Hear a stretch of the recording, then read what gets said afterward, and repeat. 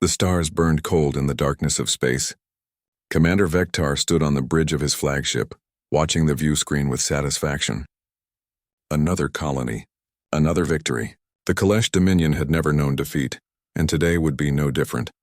"Commander, the mining colony is directly ahead," his second officer reported. 7,000 inhabitants. Mostly civilians. "They have no military vessels in orbit." Vectar smiled, showing his sharp teeth. This is what he lived for. The Kalesh had conquered 43 worlds in the last decade alone. Every species they encountered either surrendered immediately or died trying to resist. The outcome was always the same. "Send them the standard message," Vectar ordered. "They have 1 hour to surrender all their resources and submit to Dominion rule. If they refuse, we destroy the colony." The communications officer nodded and transmitted the message. Vectar expected the usual response: fear, panic, quick surrender. But something unexpected happened. A ship appeared on their sensors. "Commander, we have a contact," the sensor officer called out. "Single vessel approaching from Sector 7. It's positioning itself between us and the colony." Vectar laughed. One ship against his fleet of 30 warships? This was either bravery or stupidity. In his experience, they were the same thing. "What species?" he asked. The sensor officer studied his console, then looked up with confusion. "Unknown, Commander. The ship's design doesn't match any civilization in our database. The hull appears to be primitive, old construction methods, but the power readings are strange." "Hail them," Vectar ordered. "Let's see who's foolish enough to challenge the Dominion." On the view screen, a human face appeared. The alien had smooth skin, dark eyes, and short black hair. He wore a dark blue uniform with strange symbols on the collar. Behind him, Vectar could see other aliens of the same species working at various stations. "This is Captain Tae Hyun of the United Earthship Indomitable," the alien said calmly. "You're in violation of the Outer Colonies Protection Treaty. Leave this system immediately." Vectar's laughter echoed through the bridge. His officers joined in. Humans? He'd never heard of them. Another insignificant species thinking they could challenge the Dominion. "Human," Vectar said, his voice dripping with contempt. "I am Commander Vectar of the Kalesh Dominion. We have crushed civilizations that had fleets of thousands. You have one ship. Leave now or be destroyed." Captain Tae's expression didn't change. "I don't think you understand the situation, Commander. This colony is under Earth's protection. I'm giving you one chance. Turn your fleet around and leave." The audacity shocked Vectar. Every species cowered before the Dominion. Every single one. "But this human showed no fear at all. You see my fleet?" Vectar gestured to the view screen where all 30 Kalesh warships were visible. 30 ships against one. "Your vessel looks like an antique. Our shields alone could withstand anything you have. Last chance, human. Surrender or die." On the human ship, Vectar could see the other crew members. A female officer with short hair spoke quietly to Captain Tae. A younger officer at the communications station looked nervous but determined. The captain listened, then turned back to face Vectar. "Commander, my tactical officer just informed me that your shields use quantum resonance frequency. Your armor is crystalline composite. Your weapons are particle beams." Captain Tae paused. "That's unfortunate for you." Vectar felt a moment of unease. How did the humans know their technology specifications? But he pushed the feeling aside. It didn't matter. Numbers always won. "You have 1 hour, Vectar said. "The same hour we gave the colony. Evacuate or be destroyed with them. That is the mercy of the Dominion." "There's something you should know about humans, Commander," Captain Tae said. His voice was still calm, but there was steel underneath. "We spent 10,000 years fighting each other on our home world. We perfected the art of war before we ever reached the stars. We learned every strategy, every tactic, every form of combat. And when we finally achieved space travel, we asked ourselves one question." Vectar waited, curious despite himself. "What if we're not alone?" Captain Tae continued. "What if there are hostile species out there?" "So we prepared.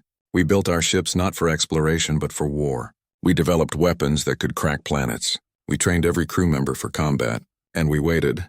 "Interesting story," Vectar said mockingly. "But stories don't stop particle beams." "You're right," Captain Tae agreed. "But superior firepower does." The human captain made a gesture to someone off-screen.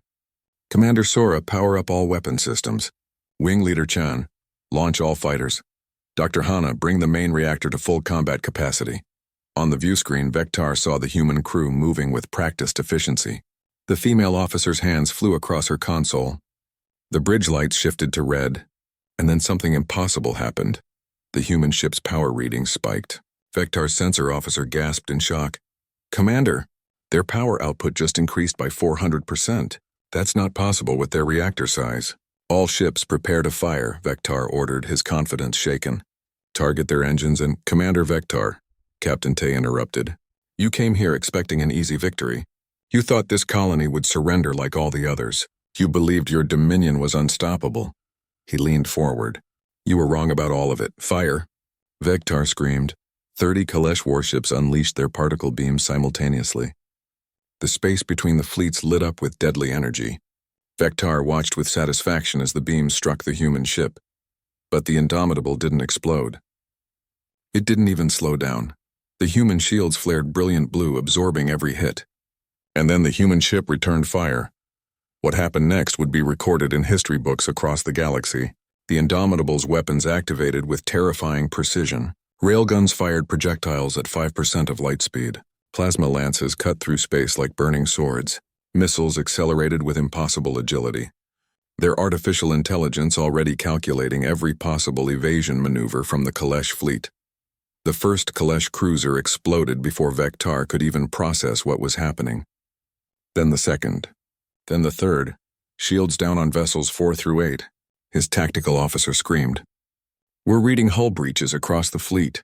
Commander, their weapons are cutting through our defenses like they're not even there." Small craft began launching from the human ship. Fighters. Dozens of them. Each one moved with incredible speed and agility, dancing between Kalesh vessels and firing with deadly accuracy. "How is this possible?" Vectar whispered, watching his fleet burn. On the view screen, Captain Tay's expression was grim. "You asked how this is possible, Commander. I'll tell you. While your Dominion conquered defenseless worlds, humanity prepared for war with species far stronger than us. We became the predators we feared meeting. And now you know what it means to encounter a Terran warship. 12 Kalesh ships were already destroyed. The battle had lasted less than 5 minutes. Vectar's hand trembled as he reached for the communications console. "All ships, retreat. Full retreat." As his remaining vessels fled, Vectar took one last look at the human ship. The Indomitable sat in space undamaged, its weapons still glowing with ready power. Behind it, the colony was safe. That day, Commander Vectar learned that the Kalesh Dominion was not invincible. And the galaxy would never be the same. The bridge of the Indomitable was quiet except for the soft beeping of consoles. Captain Tay Hyun stood near the view screen, watching the burning wreckage of Kalesh ships drift through space. Around him, his crew worked in focused silence. "All fighters returning to dock," Wing Leader Chan Sung reported from his station. His voice was steady, but Tay could hear the adrenaline underneath. Chan was young, only 28, but he'd just led humanity's first real space battle against an alien empire. "No losses. Minor damage to 3 fighters. Nothing serious." "Commander Sora, status report," Tay said. Commander Sora Jin looked up from her weapons console. Her short hair was slightly disheveled, and there was a small smile on her face. "All systems green, Captain. Railguns at 92% capacity. Plasma lances ready for another engagement. Missile reserves at 70%. We could fight another battle right now if needed." Tay nodded. The Indomitable had been designed for sustained combat. While the Kalesh built ships for intimidation, humans built them for efficiency. Every system had redundancies. Every weapon could operate independently. They'd learned from centuries of naval warfare on Earth. "Dr. Hana, how are the reactors?" Tay asked. From the engineering station, Dr. Hana Lee's tired face appeared on his console screen. She was in the engine room, surrounded by glowing displays and humming machinery. "The fusion cores performed perfectly, Captain. We hit 108% output during the battle. The new cooling system worked exactly as planned. I told the Earth Command this design would work, and it did." "Good work, Doctor," Tay said. He turned to his communications officer. "Ensign Day, what are the colonists saying?" Young Ensign Day Wu looked up from his console. His hands were still shaking slightly. This had been his first combat mission, and he'd watched his captain face down an entire enemy fleet without flinching.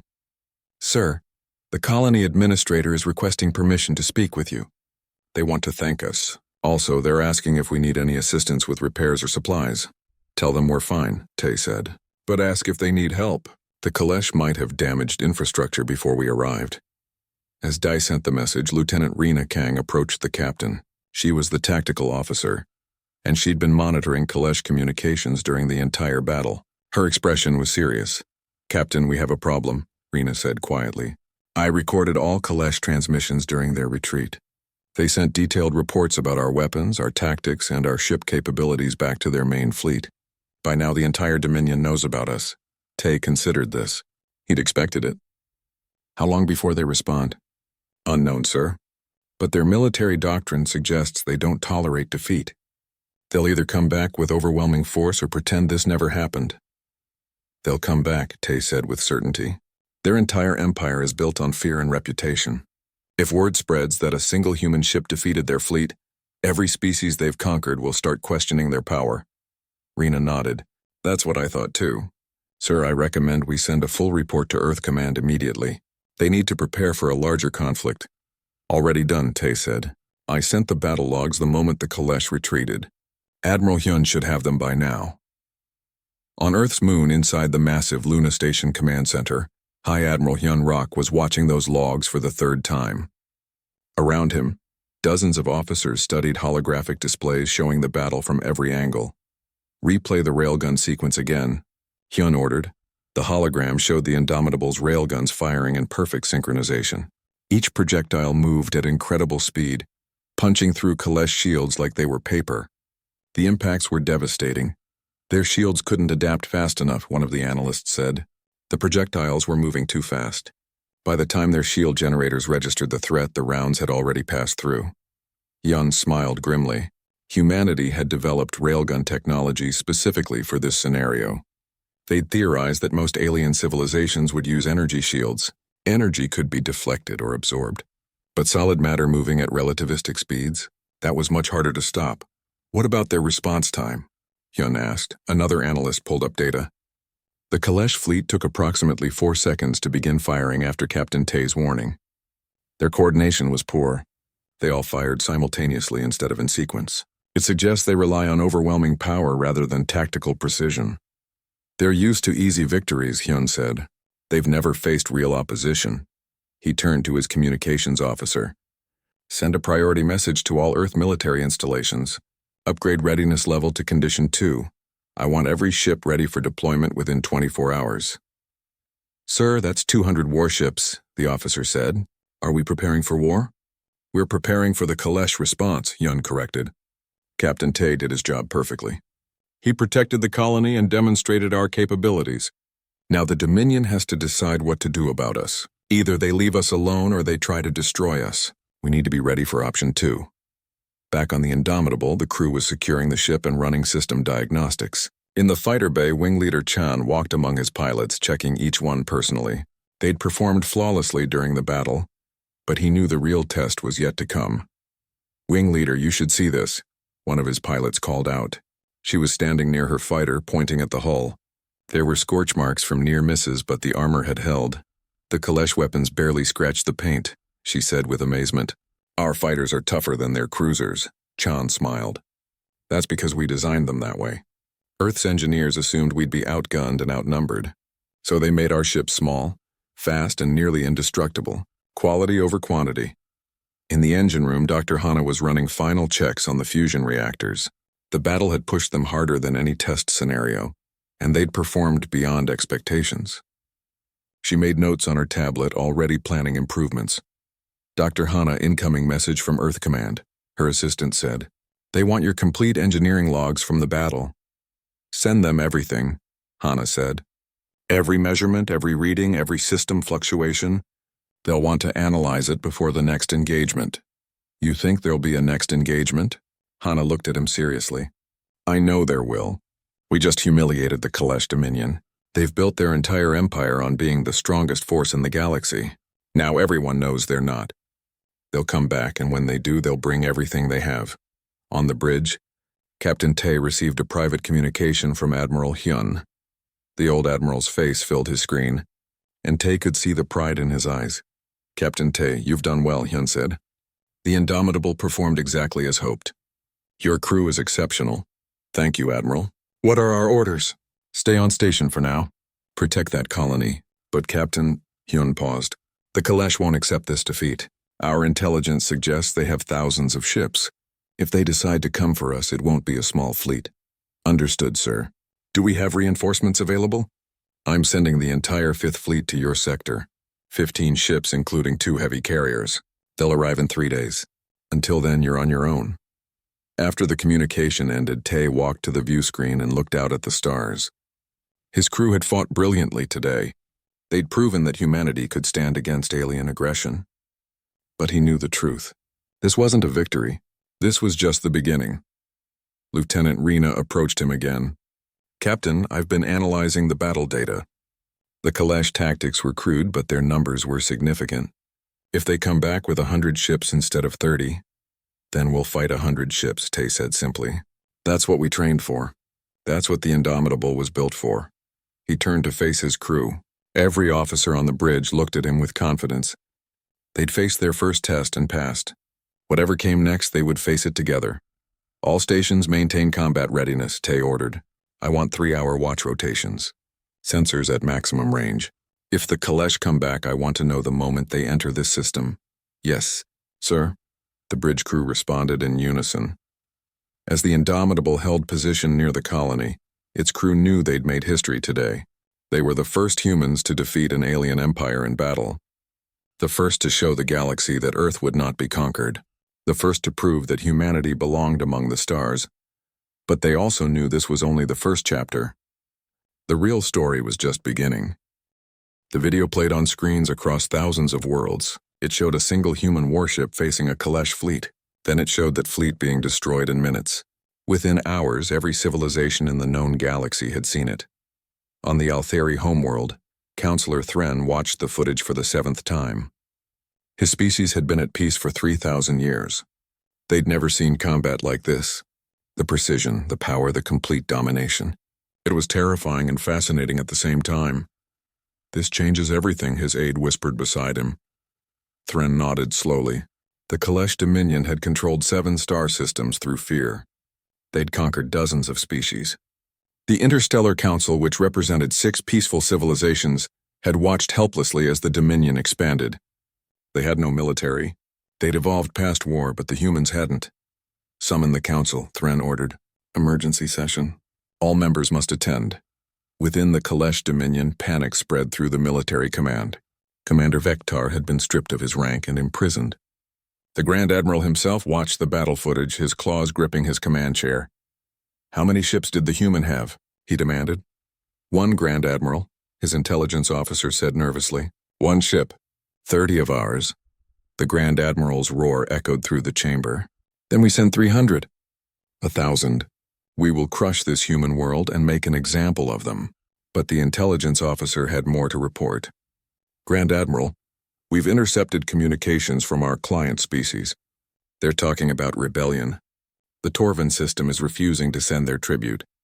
The mech colonies are organizing resistance groups. They all saw the same footage we did. The Grand Admiral understood immediately. The Dominion's power was built on the belief that they were invincible. One loss wouldn't destroy that. But if they failed again, if they attacked Earth and lost, the entire empire would collapse. Where is this Earth? He asked. Unknown, sir. The human ship appeared from an unexplored sector. We have no data on their homeworld, their fleet size, or their total military capacity. Then find out. Send scout ships. I want to know everything about these humans before we make our next move. On Luna Station, High Admiral Hyun stood before a holographic display showing the entire outer rim. Red markers indicated Kalesh territory. Blue markers showed human colonies. Yellow markers showed the neutral systems. We've just received 47 communication requests, his communications officer reported. 12 are from species under Kalesh control. 21 are from independent systems. 14 are from the Interstellar Council. What do they want? Most of the subjugated species are asking for weapons. Some are offering resources in exchange for military training. The independent systems want to know if we'll protect them if the Kalesh attack, and the Council wants to meet with our representatives. Yun studied the map carefully. This was the moment humanity had prepared for. They'd built their military in secret, developed advanced weapons, trained millions of soldiers, all for the possibility that they might encounter hostile aliens. Now that moment had arrived. But they couldn't fight the Dominion alone. They needed allies. Send a message to Ambassador Yuna, Hyun ordered. Tell her to accept the Council's invitation, and tell her to be ready. The galaxy is watching us now. Ambassador Yuna Park stood in her quarters aboard the diplomatic vessel, preparing for the most important meeting of her life. She was 45 years old, a veteran of Earth's diplomatic corps, and she'd spent the last 5 years studying alien cultures and languages. But nothing had prepared her for this. Her assistant, a young officer named Bo, knocked on her door. Ambassador, the council session begins in 2 hours. I've prepared your briefing materials. Yuna nodded. What's the current situation? The galaxy is in chaos, ma'am. Social media networks across 50 worlds are filled with discussions about the battle. Some aliens are calling humans saviors. Others are calling us a new threat. The Kalesh Dominion has gone silent, which is unusual for them. They're planning their response, Yuna said. The question is whether they'll choose diplomacy or war. At Earth's Intelligence Division, Lieutenant G. Mina was analyzing intercepted Kalesh communications. She was a specialist in signals intelligence, and her team had been monitoring Dominion transmissions for months. Lieutenant, I think you need to see this, one of her analysts said, forwarding her a decoded message. She read it twice, then immediately contacted Admiral Hyun. Sir, we've intercepted communications between the Kalesh Grand Admiral and his fleet commanders. They're organizing a reconnaissance mission to locate Earth, but there's more. They have detailed files on dozens of other species they were planning to conquer after finishing their current campaigns. Were we on that list? Hyun asked. Yes, sir. We were scheduled for contact in 6 months. They had a complete invasion plan. They were going to demand our surrender, and if we refused, they would have destroyed our outer colonies one by one until we complied. Hyun's expression hardened. Forward that intelligence to Ambassador Yuna. She'll need it for the council meeting. The council chamber was enormous. It sat in neutral space, a station that belonged to no single species. 6 representatives sat in a semicircle, each representing one of the peaceful civilizations that had banded together for mutual cooperation. When Ambassador Yuna entered, they all turned to look at her. She walked calmly to the center of the chamber, carrying only a data tablet. Ambassador Park of Earth, Counselor Thren said formally, thank you for attending. We have many questions about recent events. I'm here to answer them, Yuna said. A representative from the Vex Collective spoke first. Ambassador, your ship destroyed a Kalesh fleet in minutes. The level of military technology you possess is far beyond anything we've seen. Are humans a peaceful species, or are you conquerors like the Kalesh? Yuna had prepared for this question. Counselor, may I show you something? She activated her tablet, and a holographic display appeared above the chamber. It showed Earth, oceans, continents, cities glowing in the night. This is our homeworld, Yuna said. For most of our history, we were divided. Hundreds of nations, thousands of cultures, and yes, countless wars. We nearly destroyed ourselves several times. But eventually we learned, we united. We chose cooperation over conflict. The hologram shifted to show human colonies in space, research stations, mining operations, peaceful settlements. When we reached the stars, we asked ourselves a question. Yuna continued. What if we encounter hostile species? What if someone tries to conquer us? We'd learned from our history that hoping for peace doesn't guarantee it. So we prepared. We built defenses. We developed weapons. But we did it with one goal: protection, not conquest. Another counselor spoke.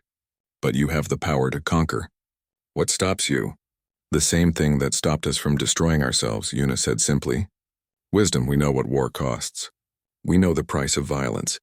And we know that real strength comes from choosing peace when you have the power to wage war. She activated another display. This one showed the intercepted Kalesh files, dozens of species marked for conquest, including 3 species represented in this very chamber. The Kalesh were coming for all of you, Yuna said quietly. We're not the only ones who were on their list. The Dominion planned to control this entire sector within a decade. The chamber fell silent. The counselors looked at each other with shock and fear. We have a choice to make, Yuna continued. We can stand divided and fall one by one, or we can stand together. Earth offers our protection and our alliance. We'll share our defensive technology. We'll train your people. And when the Kalesh return, because they will return, we'll face them as equals. Counselor Thren stood. Ambassador Park, the Council must deliberate. But I must ask, what does Earth want in return? Yuna smiled. Partnership, knowledge sharing, cultural exchange. We want to learn from you as much as you learn from us. We want to be part of the galactic community, not above it. While the Council debated, messages continued to flow to Earth from across the galaxy. 3 Kalesh client species had secretly sent delegations to Luna Station, begging for weapons and training. They'd lived under Dominion rule for generations, and the battle footage had given them hope for the first time. Admiral Hyun met with them personally. The delegates were nervous, afraid that Kalesh spies might discover their mission, but desperation had made them brave. We can give you weapons, Hyun told them. We can train your fighters. But you must understand, this is not about replacing one empire with another. If we help you, it's to free your people, not to control them. We understand, one delegate said. We've seen your ambassador's speech to the Council. We know you're different from the Kalesh. That's why we came. Then we'll help you, Hyun said. But this stays secret for now. If the Dominion learns that we're arming their former subjects, they might attack before we're ready. The delegate nodded. They're already preparing. Our intelligence network has reported massive fleet movements. The Grand Admiral is gathering every available ship. They're coming for Earth. How long do we have? 3 months. Maybe 4. They want to be certain of victory. They're bringing everything. Hyun didn't look worried. Good, let them come. Captain Tae showed them what 1 ship can do. Let's show them what 200 can do. 3 months had passed since the first battle. The galaxy had changed in ways no one could have predicted. Captain Tae Hyun, now promoted to Commodore, stood on the bridge of the Indomitable, watching 5 human warships move in perfect formation through deep space. All ships reporting ready status. Lieutenant Rena Kang reported.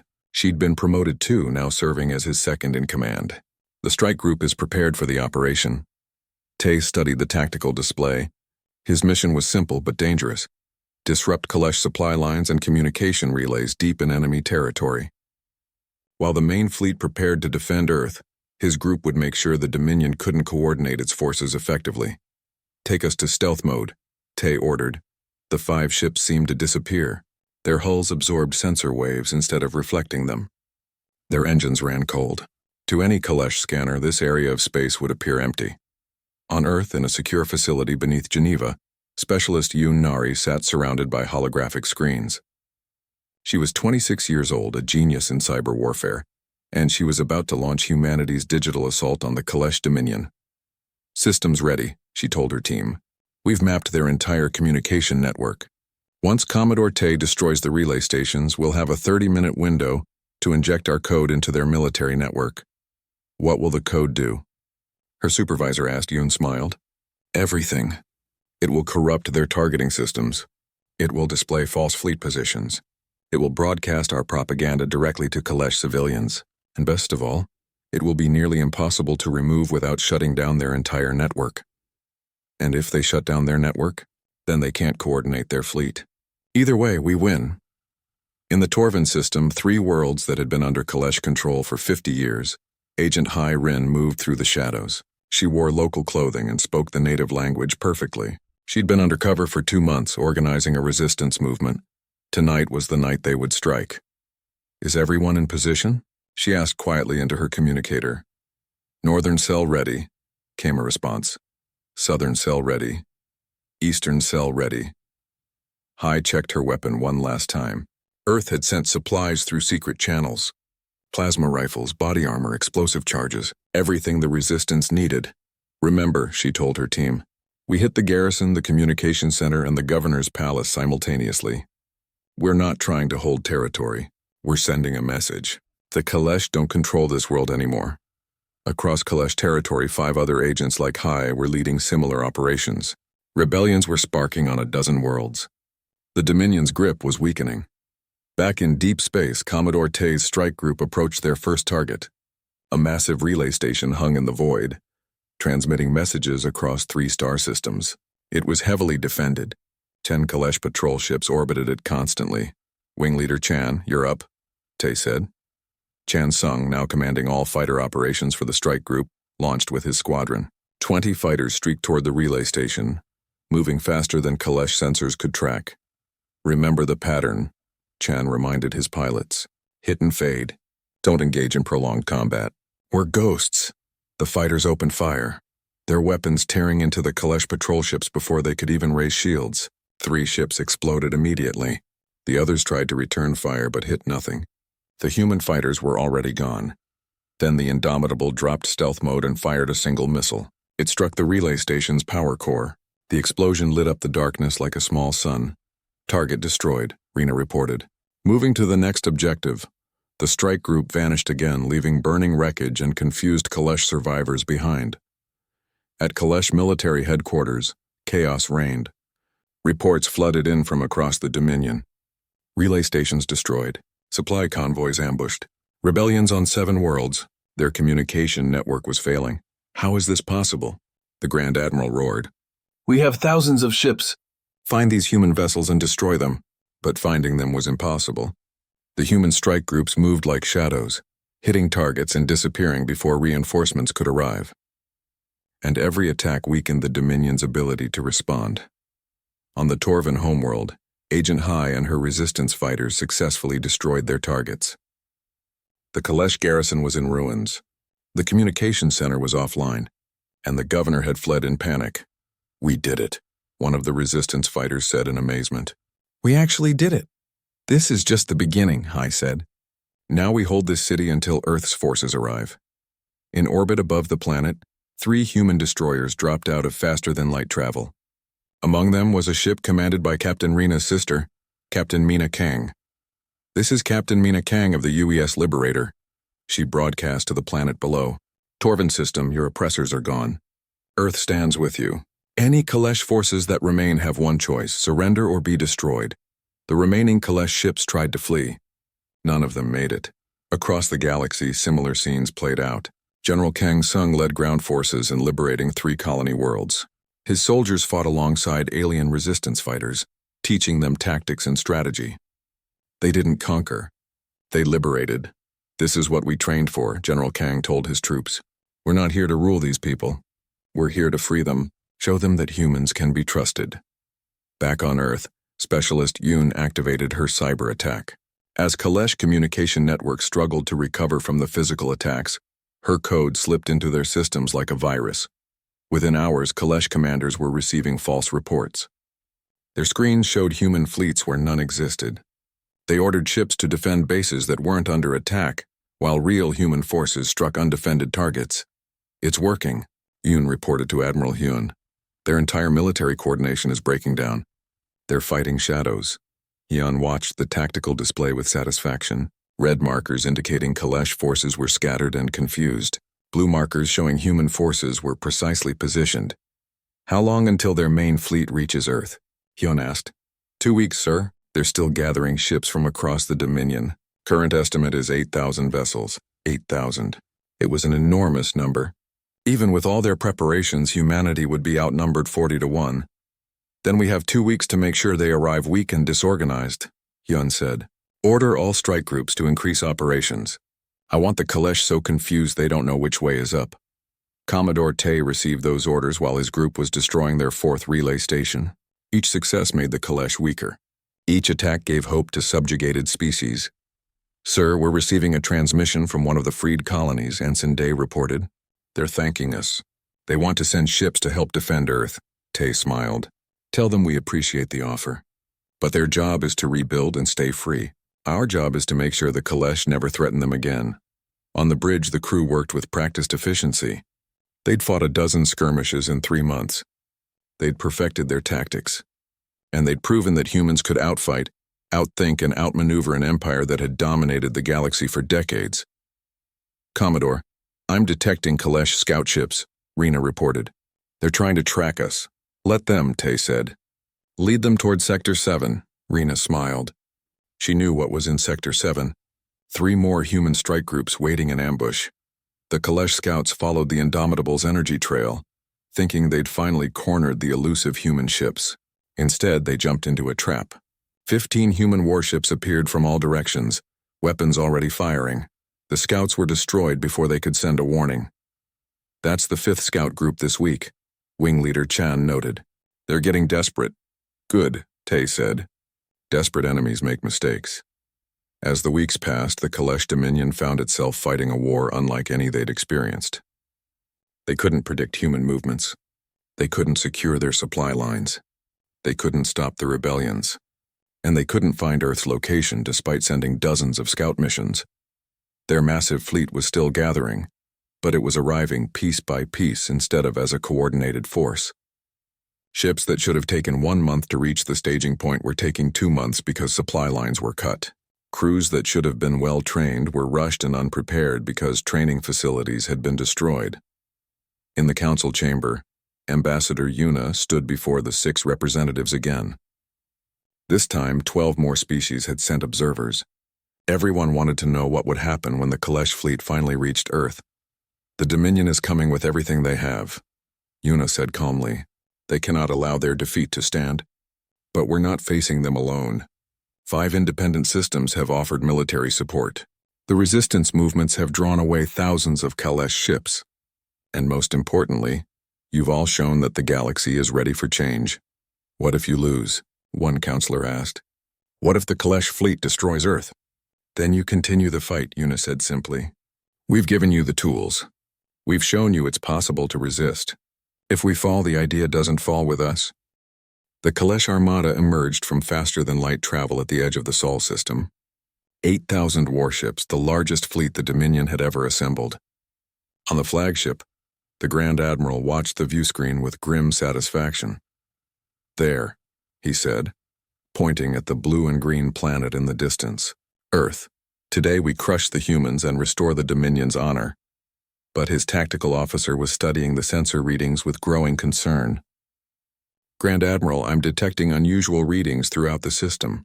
Multiple power signatures. It's like the entire system is armed." "Of course it's armed," the Grand Admiral said. "We expected defenses. Send the first wave. 500 ships. Let's see what these humans have prepared." On Luna Station, Admiral Hyun-Rock watched the Kalesh fleet appear on his displays. He'd known this moment would come. Everything humanity had built, every strategy they'd developed, every weapon they'd created, all of it was for this battle. "All defense platforms, power up," Hyun ordered. "All ships move to assigned positions. Activate the outer perimeter." Throughout the Sol system, hidden weapons came to life. Orbital platforms that had looked like asteroids suddenly revealed themselves. Hundreds of them, each armed with railguns and missile batteries. They'd been placed over the course of 50 years waiting for this exact scenario. The Kalesh first wave advanced confidently. 500 ships against what appeared to be empty space. Then the platforms opened fire. Railgun projectiles moving at incredible speeds tore through Kalesh shields. Missiles with advanced AI guidance systems weaved through defensive fire and struck with perfect precision. In the first 60 seconds, 70 Kalesh ships were destroyed. "What is this?" the Grand Admiral shouted. "Where are these weapons coming from?" "Everywhere, sir." "The entire system is a defensive network. We're reading weapons platforms on asteroids, moons, even floating in space disguised as debris. It's like the whole system is one giant fortress." The Grand Admiral's claws dug into his command chair. "Send the entire fleet. All 8,000 ships. Overwhelm them with numbers." The Kalesh Armada surged forward. And Earth's true defenses revealed themselves. 200 human warships emerged from behind planets and moons. They'd been waiting in perfect ambush positions. Among them was the Indomitable, with Admiral Tae Hyun, formerly a Commodore, now commanding the entire defense fleet. "All ships engage," Tae ordered calmly. "Pattern Delta. Show them why they should have left us alone." The human fleet moved with perfect coordination. Each ship knew exactly where to be and when. They'd practiced this maneuver thousands of times. The Kalesh had numbers, but humans had precision. Wing Leader Chan launched with 300 fighters. They swarmed through the Kalesh formation like angry hornets, too fast to track, too agile to hit. Each fighter carried enough firepower to cripple a cruiser. "Remember your training," Chan called to his pilots. "Hit the command ships first. Take out their coordination." Dr. Hana, now chief engineer of the entire defense fleet, monitored power levels across all human vessels. "All ships showing optimal performance," she reported. "Reactors at full capacity. We can sustain this combat level for hours." The battle raged across the entire solar system. Near Jupiter, Captain Rena Kang led a squadron of destroyers against a Kalesh battle group. Her tactics were flawless, using Jupiter's gravity to slingshot around the planet and strike from unexpected angles. Near Mars, General Kang Sung commanded the ground-based missile batteries. "Fire!" he ordered, and thousands of missiles streaked into space, each one programmed to exploit weaknesses in Kalesh ship designs. On Earth itself, Specialist Yoon Nari launched her final cyber attack. Her code had been waiting dormant in Kalesh systems for weeks. Now it activated, causing chaos throughout their fleet. "Their targeting systems are failing," Yoon reported. "Their ships are receiving false coordinates. Some of them are actually firing on each other." The Kalesh Grand Admiral watched in horror as his fleet fell apart. They outnumbered the humans 20-1, but it didn't matter. Every human weapon hit its target. Every human maneuver was perfect. Every human strategy was devastating. "How are they doing this?" he whispered. On the indomitable, Lieutenant Daewoo intercepted that transmission. "Sir, the Kalesh command is asking how we're winning." Admiral Tay allowed himself a small smile. "Tell them the truth. Tell them that while they were conquering defenseless worlds, we were preparing for this. Tell them that humans don't fight for conquest. We fight for survival. And that makes us dangerous." The message was sent. The Kalesh Grand Admiral read it and finally understood. The humans hadn't been hiding in fear. They'd been waiting, preparing, building, planning. "Full retreat," the Grand Admiral ordered. "All ships withdraw to—" His order was cut off as a railgun round pierced his flagship's bridge. The ship began to break apart. Throughout the Kalesh fleet, commanders tried to organize a retreat. But human ships were everywhere, cutting off escape routes, destroying engines, forcing surrenders. Then something unexpected happened. Ships from newly freed colonies began arriving. The Torvin sent 20 vessels. The Mech sent 30. Other species that had suffered under Kalesh rule sent what they could. They weren't powerful ships, but they didn't need to be. They just needed to be there, standing with humanity against their former oppressors. "Look at that," Wing Leader Chan said, watching the Allied ships take position alongside human vessels. "We're not alone anymore." The battle lasted 6 hours. When it ended, 5,000 Kalesh ships were destroyed or captured. The rest were fleeing back to their territory, broken and defeated. But Admiral Tay didn't pursue them. He'd learned from human history that crushing a defeated enemy completely often created more problems than it solved. "Open a channel to the surviving Kalesh ships," Tay ordered. On the view screen, a Kalesh commander appeared. He looked defeated and confused. "What do you want, human? To gloat?"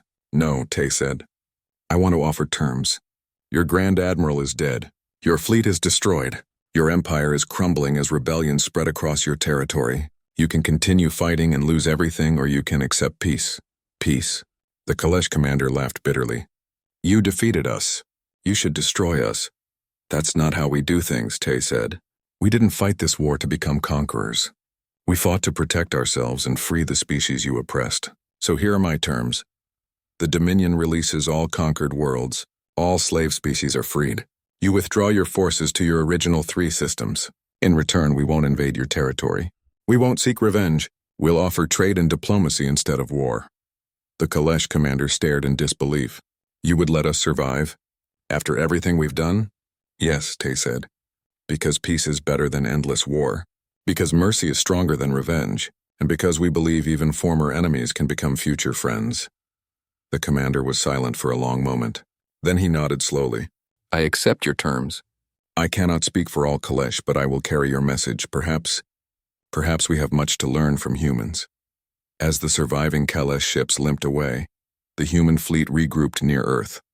They'd lost 37 ships and thousands of crew members. The victory had not been without cost. But they'd proven something important. On Luna Station, Ambassador Yuna watched representatives from 40 different species arrive for an emergency gathering. The Interstellar Council was there. The newly freed colonies were there. Even some former Kalesh client states were there. "Today marks the end of the age of conquest," Ambassador Yuna began. "For too long the strong preyed on the weak. Empires rose by crushing others. But humanity offers a different path. A path where strength protects rather than dominates. Where advanced species help developing ones instead of enslaving them." She activated a holographic display showing a new organization. "We propose the Alliance of Free Worlds. A coalition built on mutual defense, shared knowledge, and equal partnership. No species rules over others. No empire dictates terms. We stand together as equals. Councillor Thren was the first to stand. The Altheri accept this proposal. We will join the alliance. One by one, other species stood. The Torvan, the Mech, the Vex, even some Kalesh colonies that had rebelled against the Dominion. Within an hour, 23 civilizations had joined. This is just the beginning, Una said. Together we'll build something better than any empire. Something that lasts not through fear, but through cooperation. 6 months later, Admiral Tay stood on the bridge of the Indomitable, now designated the flagship of the Alliance Defense Fleet. Around him, officers from 5 different species worked together at various stations. Sir, incoming message from the Kalesh Provisional Government, Lieutenant Day reported. They're requesting to send a diplomatic envoy to Earth. Tay smiled. Tell them they're welcome. It's time we turned enemies into neighbors. He walked to the view screen and looked out at the stars. Somewhere out there, former Kalesh Commander Vectar was serving as a peace advocate, teaching his people about the cost of conquest. The rebellion leader from Torvan was now their planetary governor, building a free society. Agent Hai Rin was training security forces for newly independent worlds, and Captain Rena Kang was commanding a joint human-alien exploration vessel, seeking out new civilizations not to conquer but to befriend.